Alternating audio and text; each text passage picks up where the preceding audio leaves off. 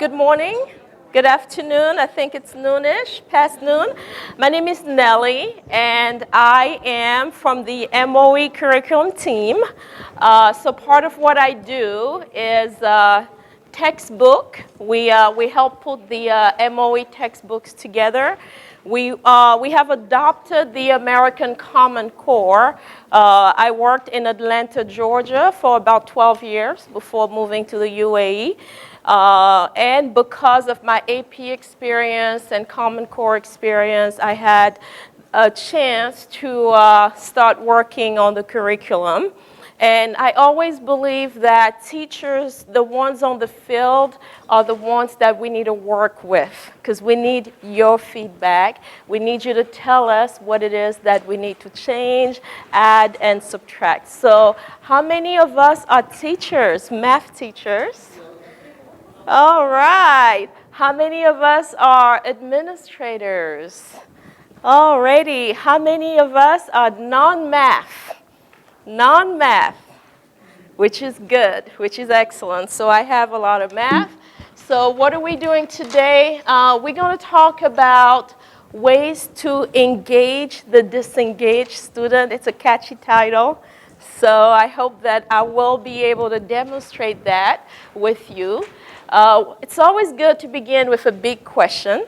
So the big question is, are we providing students with mathematical knowledge, or are we teaching students how to find it? What's your answer? Teaching students how to find it, right?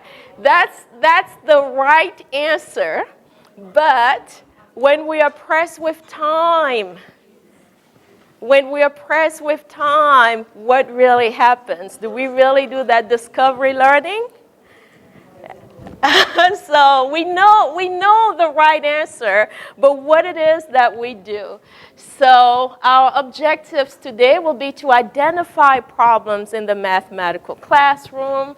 We're going to discuss engagement and re-engagement strategies in the math class, and we're going to work on math. When you get math teachers together, it's always best to actually work on some math problems. So I have some algebra, geometry, and statistics questions for you that we will work on. So that's why you have those posters. So if you don't know the people at your table, I'm going to pause. Just tell them your name and something funny about you. So introduce yourselves.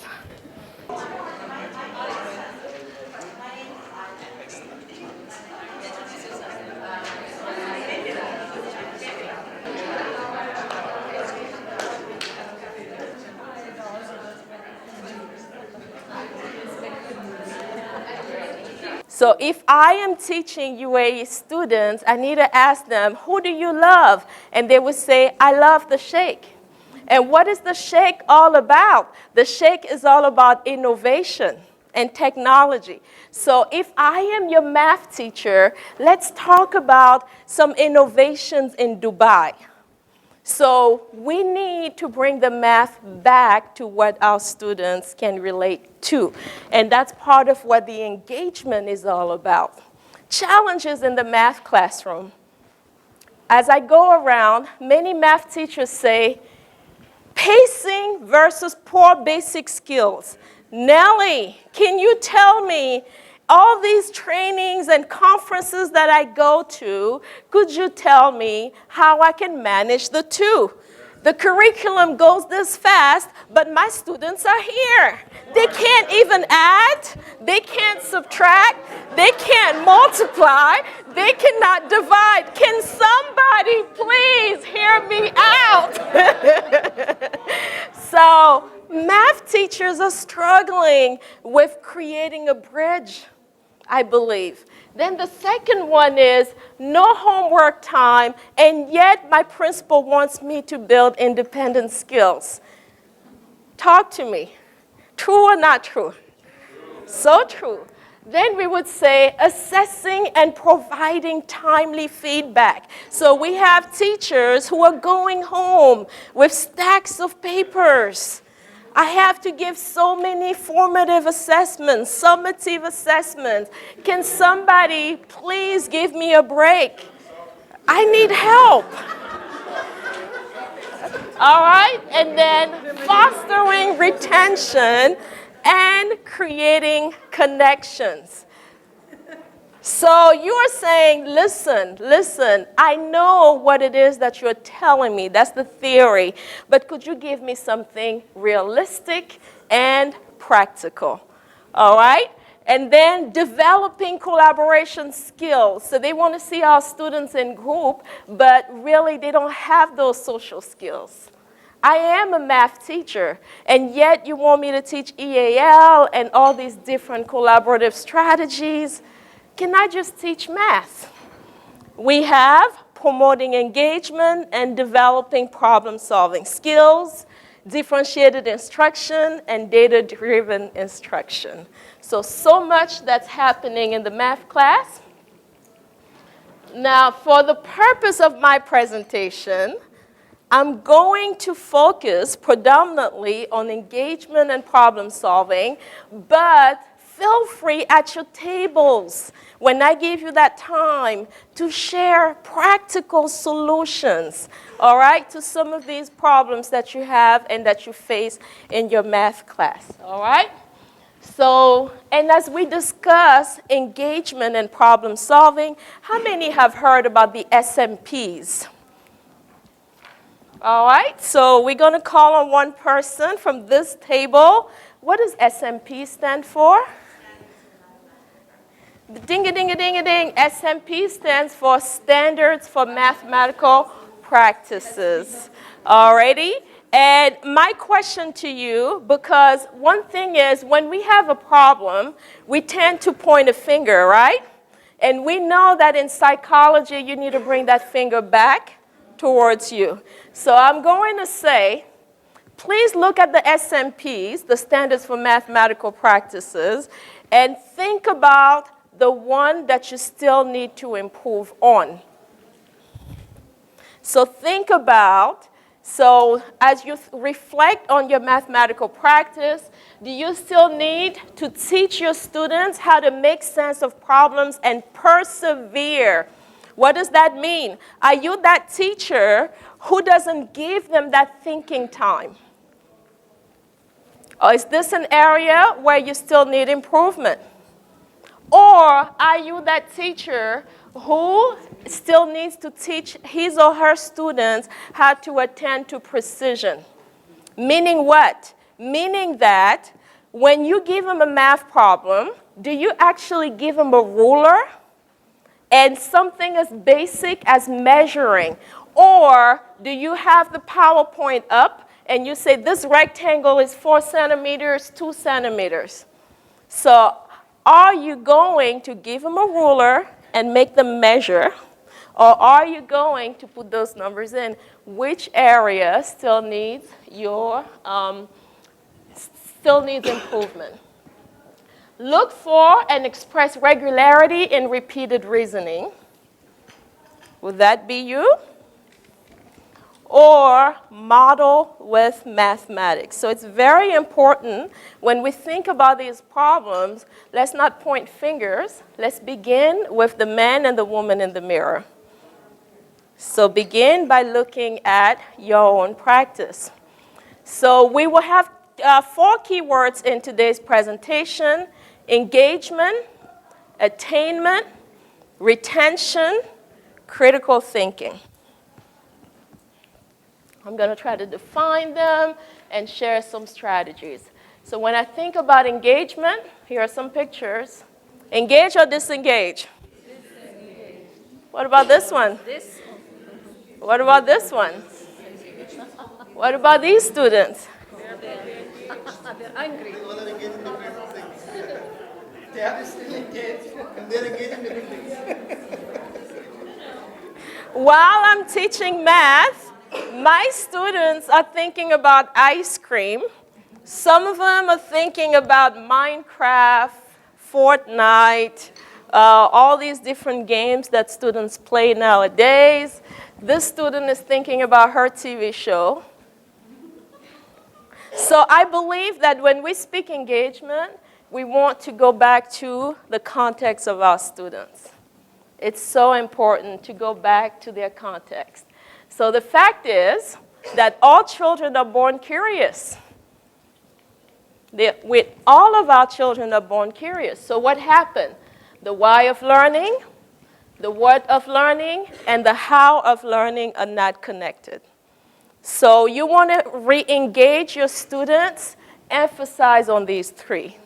So tell them the why. Why am I teaching you about the quadratic formula?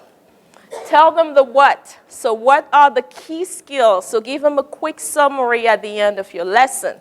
Tell them the how in a multiple representation way. And then have it within a math context when you can, not all the time. So you have an activity for me.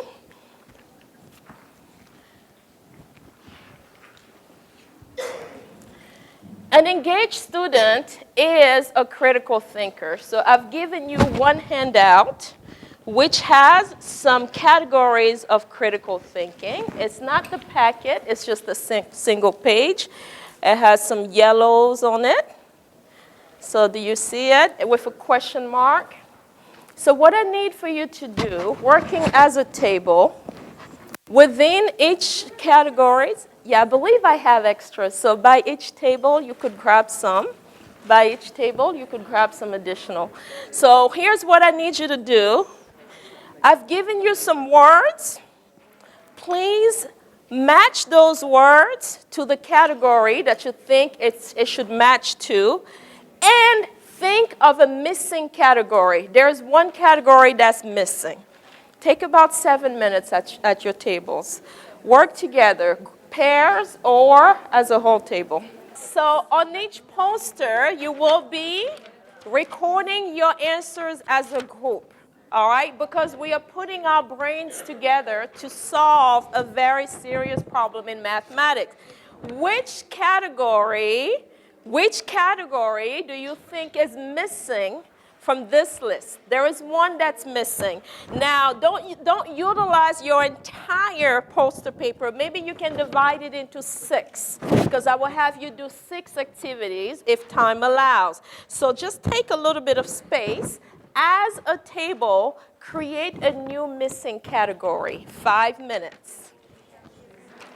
So, you see where I put that question mark? Yeah? So finish the matching, but I'm mostly interested in this part. 5 minutes. As a table,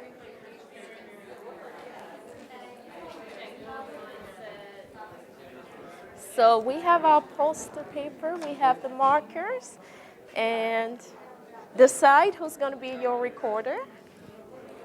Students to report back to me. So when I say everybody's hand goes up, your hand must go up. So everybody's hand goes up. Point to the smartest person at your table. Go. Smartest person. Go. Please stand up. And you're going to hold the poster. Please stand up. You're going to hold the poster. Who is it? Please stand up. You're going to hold the poster. Who is it? Please stand up. You're going to hold that poster. Who is it? All right, please stand up. You're going to hold that poster for us. So why don't we have the representatives to line up? So we're punishing you for being so smart. Please line up. Show us your posters.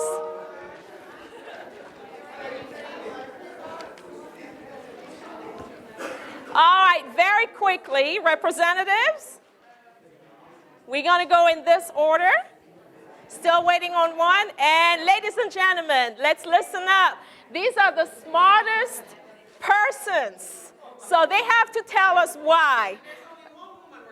And there's only one woman representative. Okay, so tell us, and this is when, to me, this is the power of math teachers coming together, because we're going to solve our own problems, all right? So tell us why you came up with this category, and what's the actual category. Go ahead. All right, let's clap for that. That's brilliant. Thank you. Go ahead. What's your category? Absolutely, agree with my colleagues over here. We identified collaboration as well as Collaboration as well. as the sixth missing aspect, especially when we look back at how you introduced your session with making math engaging and real life. Yes. And in real life, you just have to collaborate with people. You can't be in your own little box.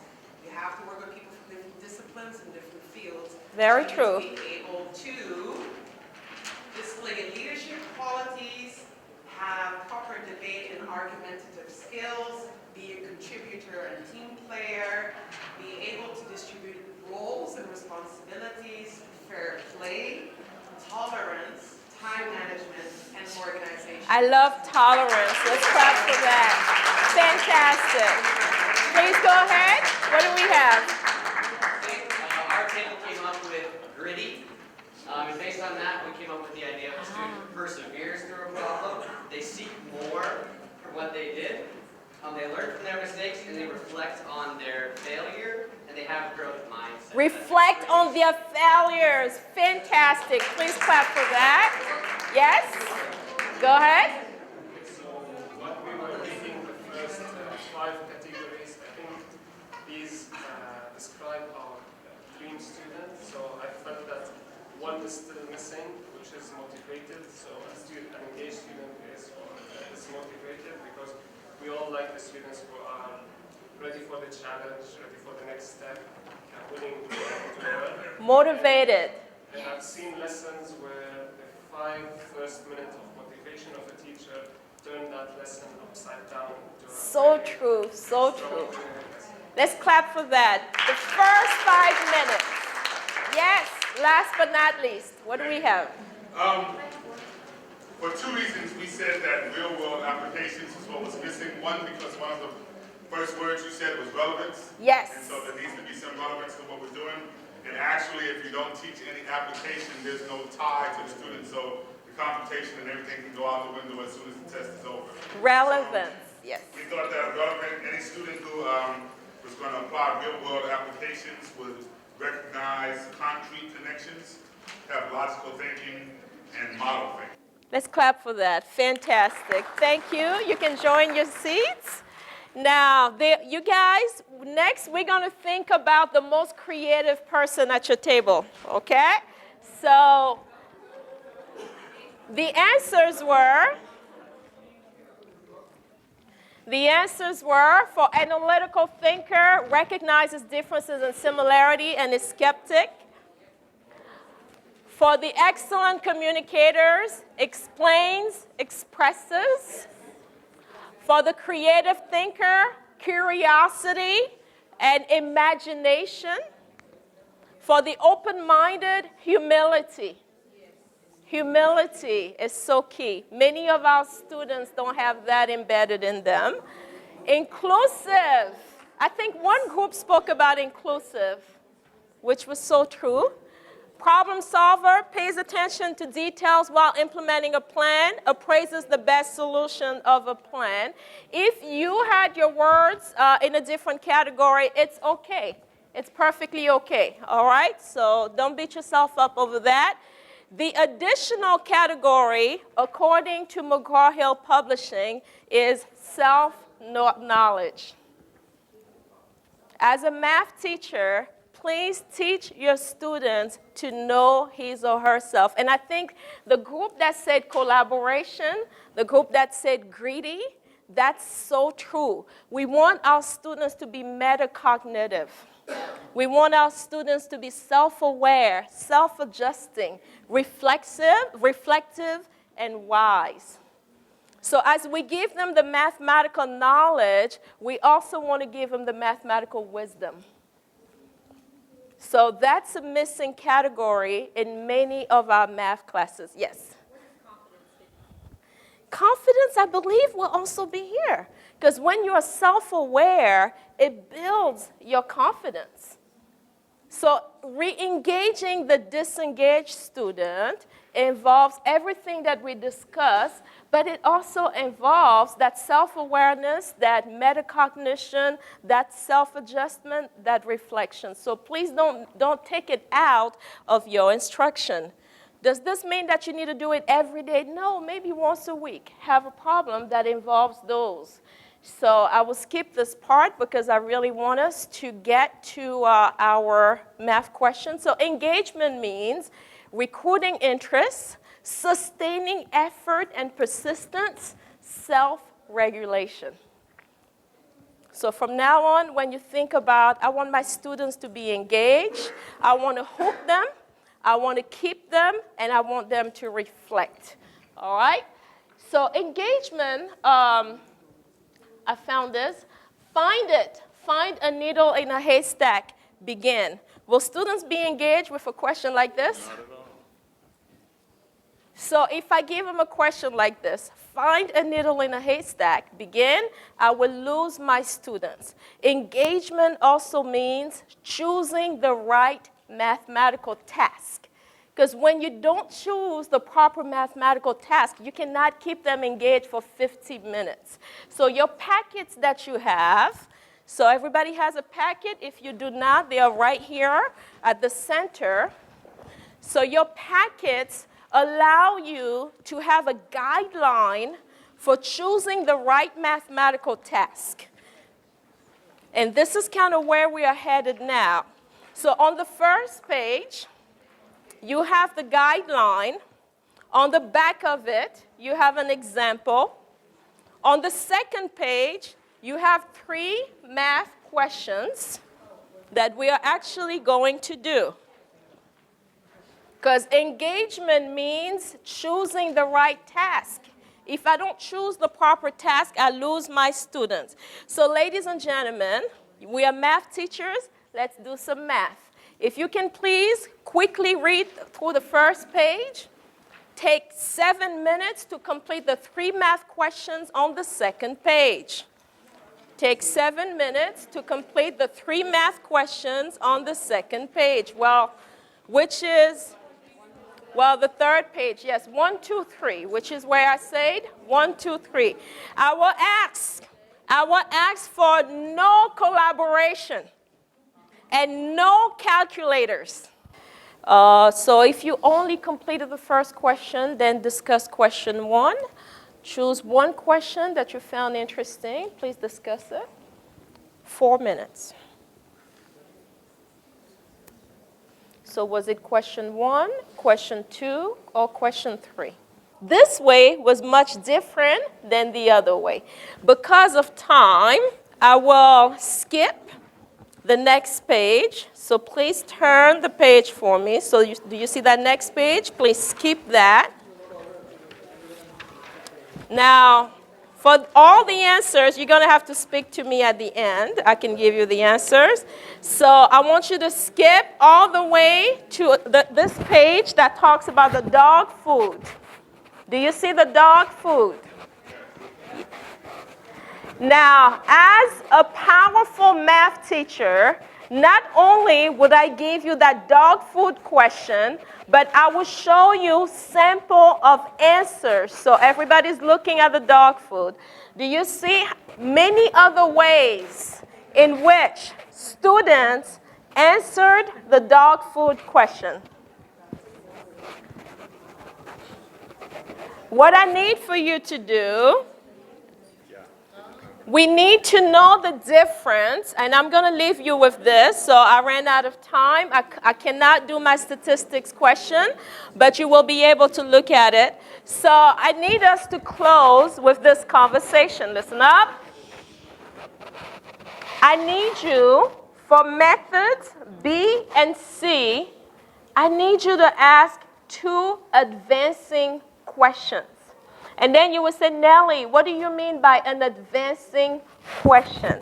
So on the back, I'm showing you the difference between an assessing question and an advancing question.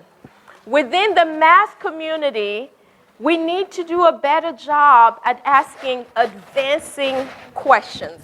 So here's the page to focus on. You guys are going to discuss B and C, but on the back, I'm telling you what is an advancing question. So please, for these 2, what are 2 advancing questions that you would ask? Take about 5 minutes. So if you want to know what is an advancing question, yes, look on the back. All right? And come up with 2 advancing questions for B and C. What is an advancing question? What is an advancing question? From this table. What's an advancing question?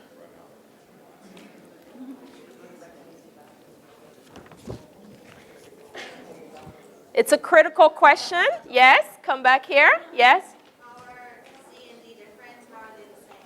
How are they different? How are they the same? So compare, contrast. I see a hand here. You get them to reflect on what they did and extend the learning to a new situation. Yes? It's an open-ended because like the teacher would walk away. It's an open-ended because the teacher would walk away. So we have only started this engagement conversation. If time allowed, we would have done the STAT question. We would have looked at problem-based learning versus project-based learning. But ultimately, your real-life scenarios are important. Teaching your students self-awareness is important. Choosing the right mathematical task. I would rather have you do 3 meaningful questions than say, page 50, give me 100 questions. Okay? So I would rather have you do 3 meaningful math questions than do so many skills and drills. So a lot of re-engagement happens in planning. When math teachers begin to plan together, look at the many different ways in which they solve questions and show multiple ways to students, I believe that our students will begin to run to our math classes. Thank you so much for your attention.